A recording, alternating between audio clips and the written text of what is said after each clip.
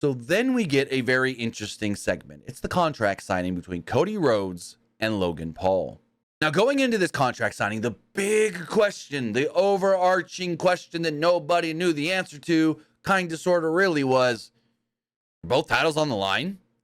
Cody defending the undisputed WWE Championship, Logan defending the United States Championship, and we got a tweet maybe an hour or two before Raw went on the air, SmackDown went on the air. I'm going to pull this up from WrestleVotes. WrestleVotes sent out a tweet that stated, and I'm going to read this and show this on the screen.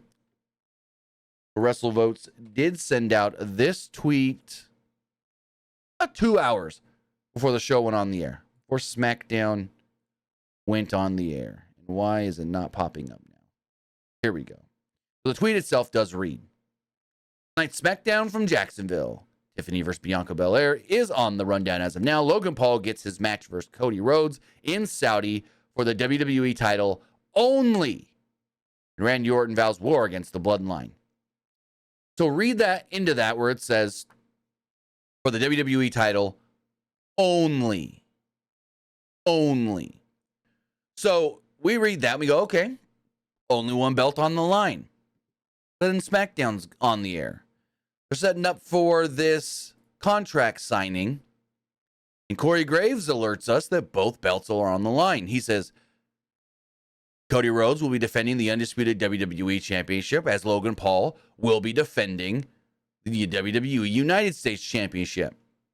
And so I'm like, wait, what is going on? Corey said both belts. I'm going with Corey. But we had to let it play out. So, totally hot crowd for Cody. Cody's got a lot of history in Jacksonville with AEW. He grabs the mic and he does the Duval. And he goes, everybody knows I love it here. Again, Cody's got a lot of history in Jacksonville. Cody said that he loves Jacksonville, and everybody should know that. Cody asked Paul if he knew that it was, the War Games 1992 anniversary, and that the match took place right here in Jacksonville. Cody touted how he is a fan of pro wrestling, while Paul is not really a fan. Cody called Paul a tourist who only makes viral moments. Cody said it's time for him to become a Grand Slam champion. Again, playing up the fact that both titles will be on the line. Paul then started to respond, and the crowd drowned him out with boos. Paul asked Cody if he was stalling because he didn't come to listen to Cody talk.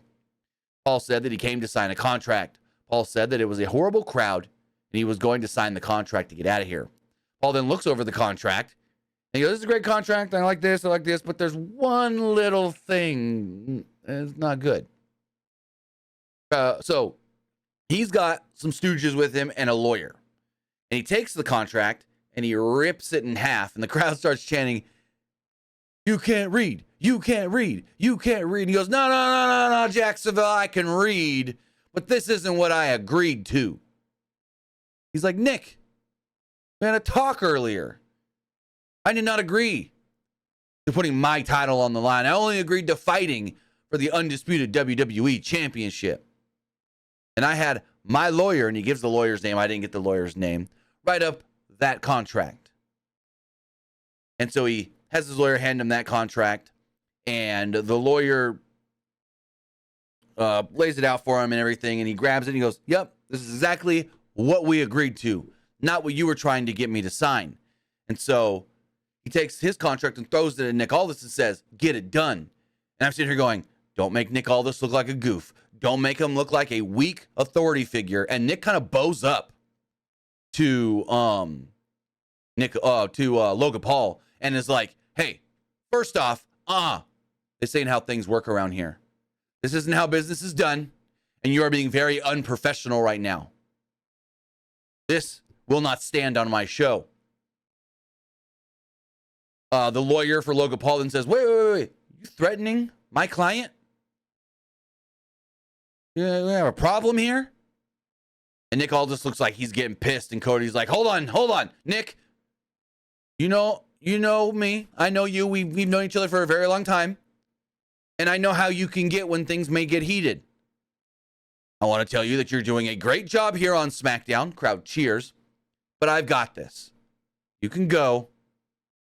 I'll take care of this. So Nick Aldis, a pissed off Nick Aldis does leave. And I do want to say, they made Nick Aldis be able to save face here. Because it wasn't the whole, he's going to get bullied by the talent to get what he wants. Logan Paul's not going to bully the GM to give him what he wants and make the GM look like anybody can just steamroll over him. No, it was more of, hey, this ain't how it works here on my show. You can't tell me what to do. It's not what we agreed upon. You're not writing your own contracts, this and that. But then when the champion says, you know what? Let me talk to him and see what I can get out of him. That kind of saves face for the general manager, in my opinion. Some may see it differently. I did see some people on Twitter say that it still did make Nick Aldis look a little weak for walking away and not just telling Logan, no, you're not getting it how you want. But then I liked how Cody was like, I'll take it into my own hands. We don't need authority figures or anybody here. So Nick Aldis leaves. Paul's like, I already signed this contract. So Cody, sign it. Paul said that Cody hasn't done anything to deserve a shot at the U.S. title. And I'm like, okay, well, what have you done to deserve a shot at the Undisputed Championship? Dip-dong. Paul then told Cody again, sign the contract, and he throws it to Cody. Cody then stands up and gets tense and bows up to Paul. Cody said, you know what? The honeymoon phase is over with you. I've seen you do a moonsault. I've seen you do a flip. What's left? Cody then says, and he got this wrong. He said, in 8 days, a WWE Hall of Famer is going to knock out your brother. And I'm like, no, not in 8 days, because that fight's not till July 20th, and it's only May 17th. Anyways, Cody says, and I'm going to do the same to you next week. Cody signs the contract, and then he puts one of Paul's lackeys through the table, basically. He power bombs him through the table. Logan Paul runs off, and Cody's got both belts in hand. Cody's got the U.S. title, and he's looking at it. He goes over and grabs his title, and Logan's yelling, that's my belt. Give me my belt. That's my belt. So Cody hooks it over the top rope. Logan catches it and cradles it, and the show goes off the air with Cody's music playing. Thought it worked well. But they did a good job on telling us why only one belt's on the line. Kinda. Cody still does need that U.S. title to become a Grand Slam champion. But it's whatever. Am I a fan of this match happening? Yes and no. Do I want to see Cody Rhodes versus Logan Paul? Yes, because I think that's going to be a good match. But do I want to see the U.S. champion challenging for the Undisputed title? No, because instead, the U.S. title should be on the line.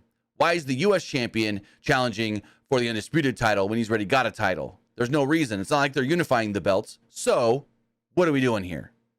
Regardless, only one belt is on the line. We finally know the answer to the question. Only the undisputed WWE Championship is on the line, not the United States title.